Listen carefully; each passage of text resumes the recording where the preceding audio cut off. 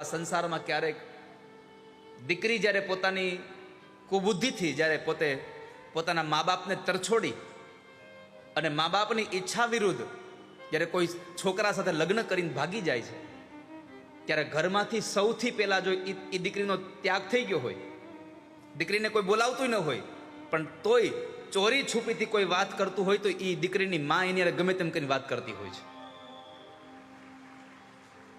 મા એની સાથે વાત કર્યા કરે છે.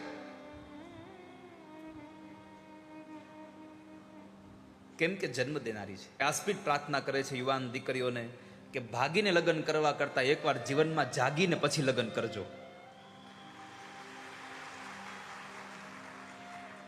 થોડા દિવસ તમારું આકર્ષણ તમને સુખ આપશે, કેમ કે તમને આકર્ષવા માટે કેટલા પ્રકારના લેપ લગાડ્યા હોય છે.